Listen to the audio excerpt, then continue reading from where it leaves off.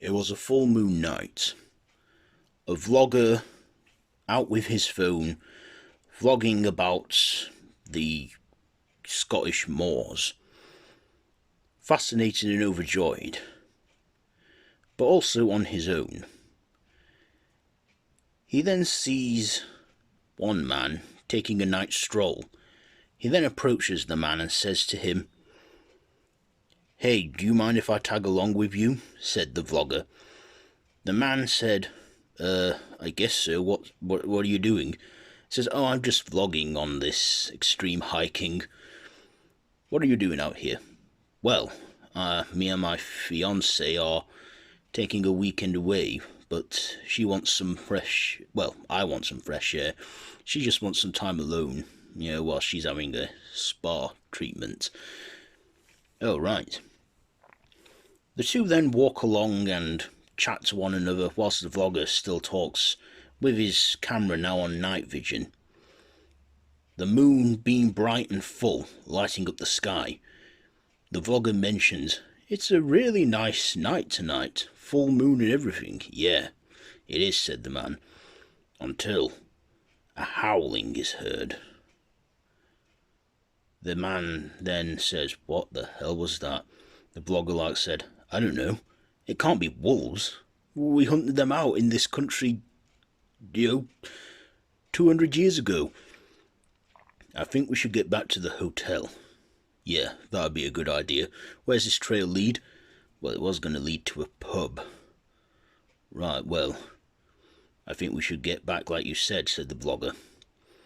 Next thing, seeing from the vlogger's camera, a creature jumps out of nowhere and attacks the vlogger, mauling him. The man, absolutely horrified, runs for his life as the creature then runs up to him, scratching his back and then biting him on the shoulder. Then some gunshots are heard. Some local hunters then say, "Looks like it ran off." The hunter saying to the man, "Are you alright, sir?" "He's been scratched and bitten," said another hunter. "I don't think he's okay.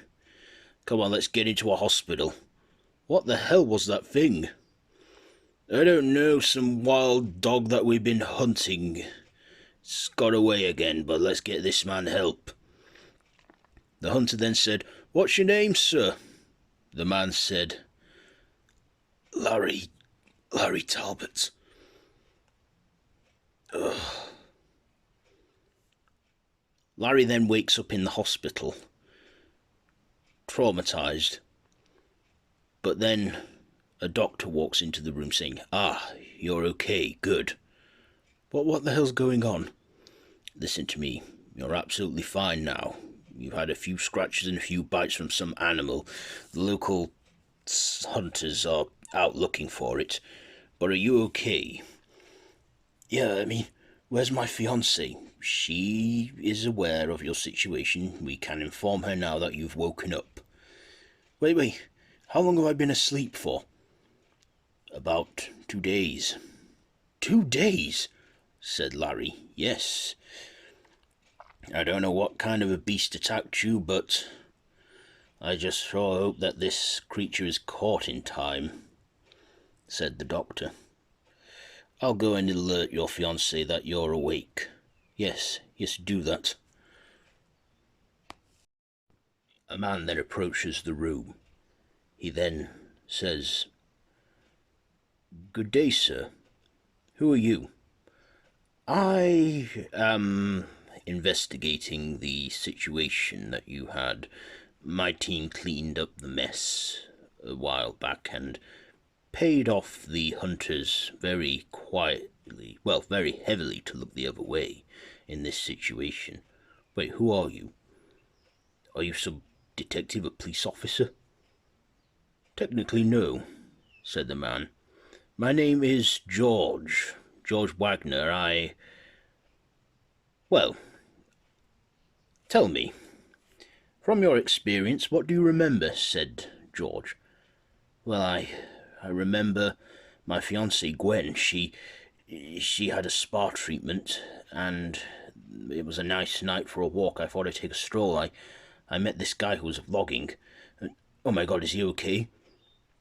I'm afraid that this thing that attacked you had killed him and he didn't make it. But you have. Good. And it's been 2 days since the incident. I was beginning to think you weren't going to make it. Well, I'm fine now. Tell me, how is your wounds?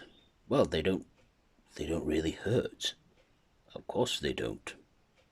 They heal fast. Wait, hold on, said Larry. Do you know what this thing is that attacked me? Well, we got the phone from your friend. He wasn't my friend, said Larry. He was just some random guy that has a family and they should know what's going on. They've been alerted. Look, we're dealing with that, said George. I want you to know that this thing you encountered, it's nothing new. It's nothing out of the ordinary. If anything, you have been told all your life to think that it's not real. Who are you? Who am I, really? And how do you know about this creature that attacked me? Everything that I'm about to tell you now, said George, is true. But you was attacked by a lycanthrope. A what? A lycanthrope. Or, in your words, a werewolf. Or a wolfman. No. This isn't real. I want you to leave now. But, Mr. Talbot, I need to help you. I said get out before I call security. Okay, it's clear you're in shock. We'll talk another time. But if you do want to speak, here's my card. George leaves. A young woman then walks in as he leaves. And then the woman, Larry, Gwen, his fiancée, then said, "Oh, Larry, I was beginning to worry about you." "Well, you don't need to, I'm fine." "Ah, yes, those bites and scratches, I'm honestly fine. I've never felt better. I feel like I'm the one that should have died, but I didn't." "Larry, don't say that. You are looking a bit more, well, colour's come back in your cheeks a bit." The doctor then walks in and says, "Now that you're awake, Mr. Talbot, I would like to examine your stitching. We had quite a lot of stitches." "Oh yeah, of course." The doctor then removes Larry's band-aid, only to be stunned and surprised, thinking, What is it, Doc? Is something wrong?" "Well, no," said the doctor. "It seems that you've healed up.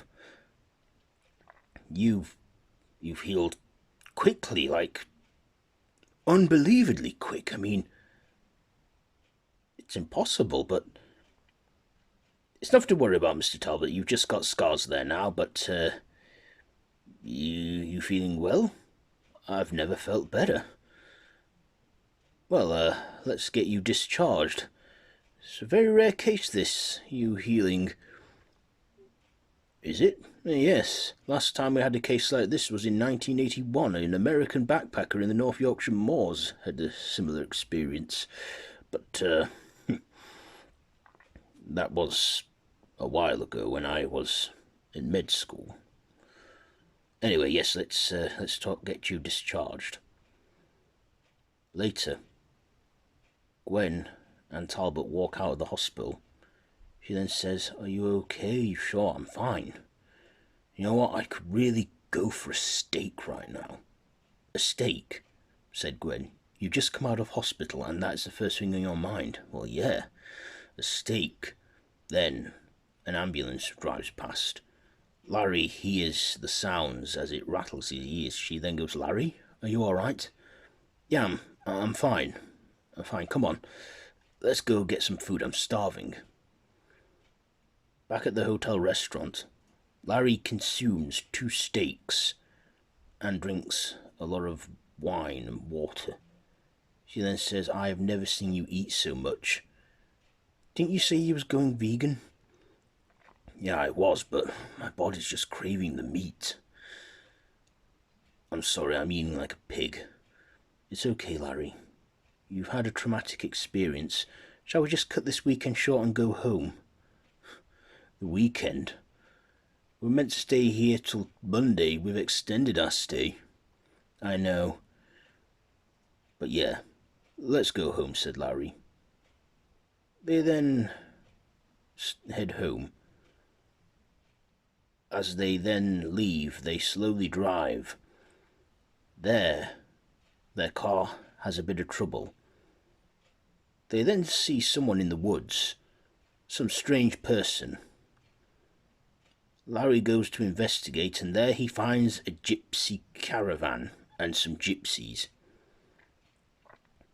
Then one gypsy says, My grandmother, she's expecting you. What do you mean, expecting me? Said Larry. Come. Larry then walks into the tent, where he is encountered by the gypsy queen, an elderly woman. She then says, Mr. Talbot, I have been expecting you. Who are you? Come, sit. I wish to read your palm. No thanks, please. I insist, Wolfman. Larry then says, What did you just say? Come. The gypsy queen then reads Larry's hand, then saying, oh, such horror I see in you, but yet I can see the horror benefiting you and others around. What are you talking about? Said Larry. Look, I've had a strange trip. I don't need you gypsies bloody making it worse. I've been told to keep away from you lot by the locals. No. You must beware of the curse. What curse? You must imprison yourself, Mr. Talbot. Lock yourself away if you continue to live, or kill yourself by ending the curse. Larry then grabs Gwen's hand and says, Come on, let's get out of here. I don't like what's going on here. I just want to go home. Yes, we'll do that. Then, hiding in the woods behind a tree, George Wagner stands, saying, Oh, Larry, you have no idea what you're in for.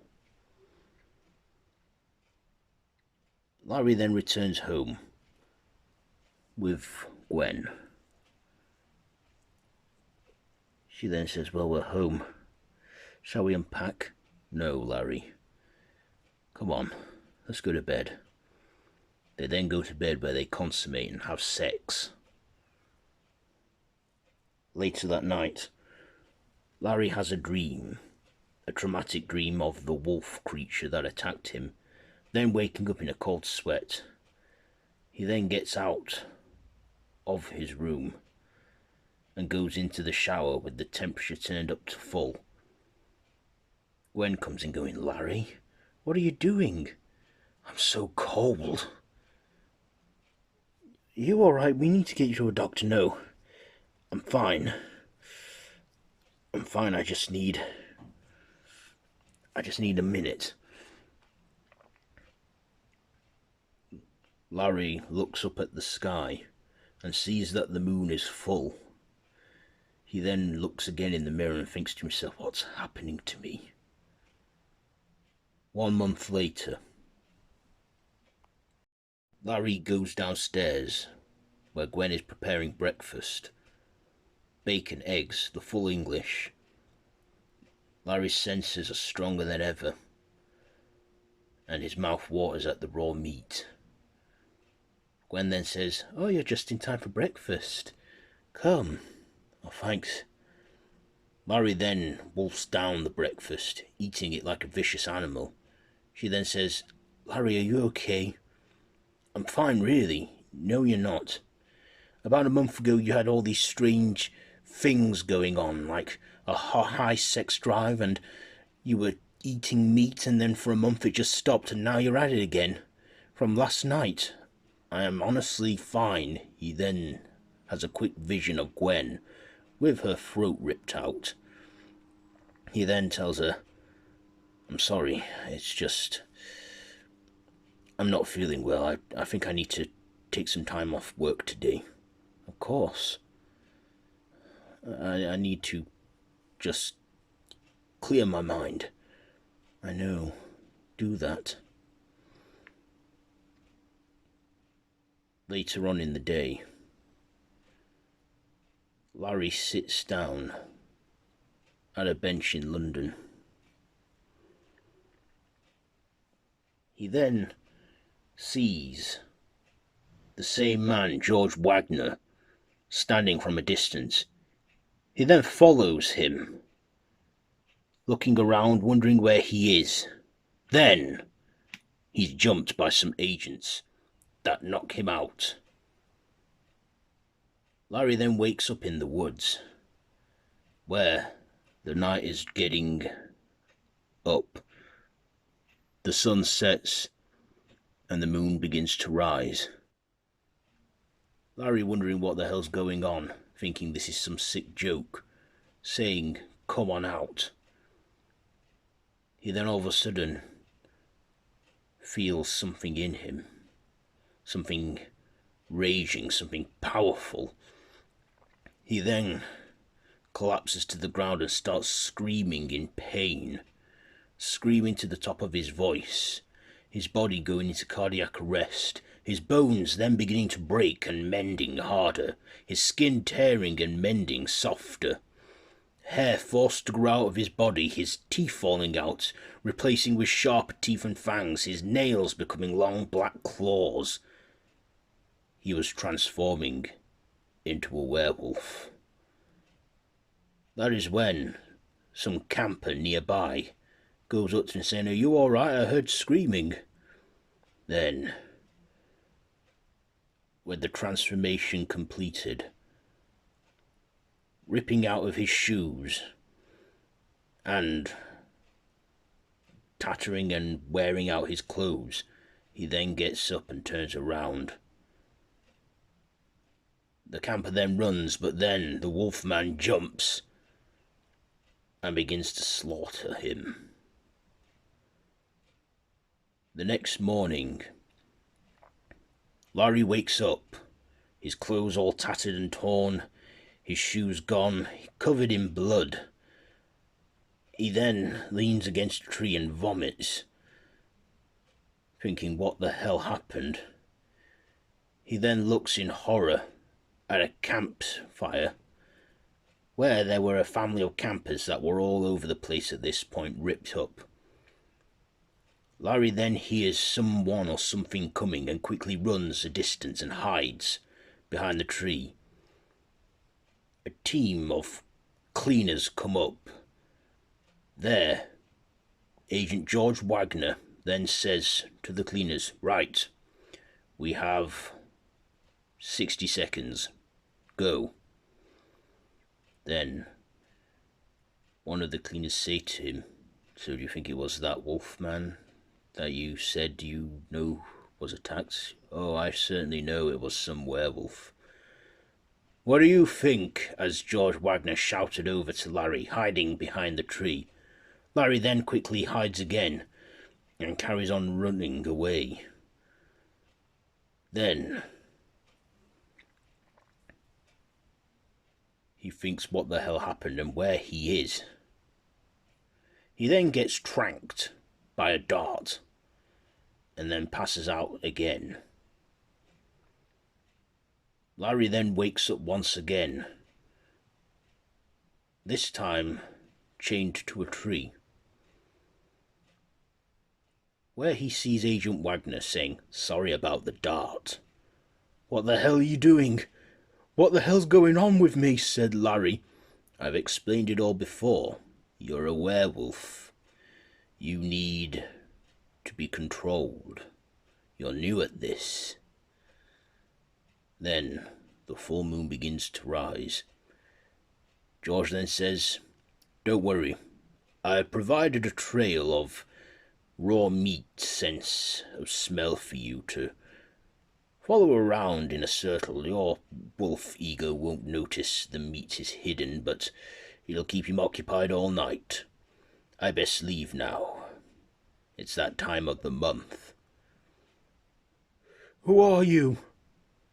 Said Larry. You know who I am. I'm Agent George Wagner. And you, my friend, are the one who should have died that night a month ago. Wait, what about my fiancée? Where is she? She's fine. Gwen, back at their London home, makes a phone call, asking if anyone's seen him. Getting worried, she then goes to the police station, saying that her fiancé, Larry Talbot, is missing. The policeman at the desk then says, "Has he been missing for 24 hours? Near enough. Right, well, I'm sure he's fine wherever he is. You just relax and let us do our work. I'm really worried about him, and I'm sure he's fine." Then the moon rises once more, and then Larry begins to change once again. He then awakes again the next morning, in the same situation as the morning before, breaking out of the cuff that he was chained to by the tree. He then looks up and sees a big piece of steak hanging that kept his wolf ego at bay all night, sniffing it out, not finding anything. That is when he sees Agent Wagner standing there again, saying, "Rough morning, rough night too, wasn't it? That was your second transformation. You got another one coming tonight too." Larry then gets up and starts to run, and Wagner says, "I know what you are, Mr. Talbot. You're a werewolf." "And how do you know I'm a werewolf?" says Larry. "Because I'm one too." "What do you mean?" "I'll explain it to you. My name is Agent George Wagner, and I work for an organization called the Foundation, whose job has been to create the illusion that man is alone. But of course our director of the Foundation thinks that the existence of gods and monsters will be exposed to man soon, and we need to prepare them for it." "You're a werewolf?" "I'm head of the cleaning team. We clean up the crime scenes that the monster has left behind and make it look like a homicide. If only we were around during the Jack the Ripper age, but of course the Institute didn't get founded until 1900 at the turn of the century." "Enough! I want you to tell me everything that's going on right now." "Okay. First of all, the creature that attacked you. It was roaming free, being the wild animal that it is. Did you find it? We took care of that whole thing. I mean, the wolf was obviously a lot smarter than we thought, obviously being one for a long time. Too intelligent for the whole meat thing that we put you on last night. Over time, you will get control of the beast. I can help you." "What do you mean you can help me?" "Well, you've had 2 transformations. Tonight will be your 3rd, and you will do this every month for 3 nights. But don't worry, Mr. Talbot. In time, I can help you with meditation methods. See, I've learnt to become one with the beast within me, and now I can control it. Of course, in a full moon I have no control over the transformation, but I do have control over my mind still and the beast within. And I can help you do that. Come on, Mr. Talbot. Too much unnatural things have occurred since that night 1 month ago. You need help. You need to accept your curse."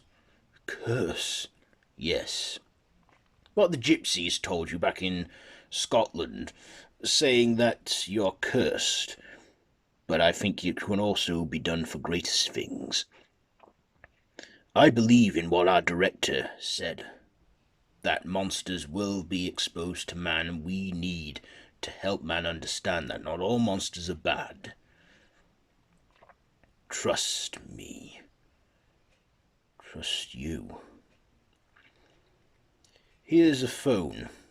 Call your fiancée. Tell her that you're fine and okay and that you're taking some time away just to get your head clean. I mean, she can't have had an easy month with your relationship. She hasn't. And thank you. Then, Larry is on the phone to her, explaining that he needs some time apart and to just get his head straight. She then says, "Thank you for calling me, Larry." She then tells the police officer, "He says he's fine.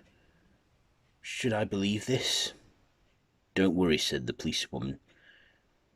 "If anything should happen, if he goes missing or anything, just let us know, but he seems fine from that." "Okay." Then, as the third moon begins to rise, Wagner then says to Talbot, "Don't worry. My beast form will dominate you. Make sure that you won't step out of line. We prepared the meat trail just in case." "We have, yes, my team. Like I said, I have no control over my transformation at the full moon in those 3 nights, but I can still transform at will. And the older a wolf is, the faster and less painful the transformation is, but you're new at this, so it's going to be painful for the first couple years." And here we go. "Wait. I want to see you turn." "What? You can turn yourself at will?" "Prove it. Let me see what I'm going to turn into." "Very well," said George. Agent Wagner then removed his shoes and socks, his coat, his waist jacket, his tie, and his shirt, and then began to transform at will into his wolf form, his bones quickly breaking, his skin quickly tearing, his teeth falling out and growing again, his nails becoming claws.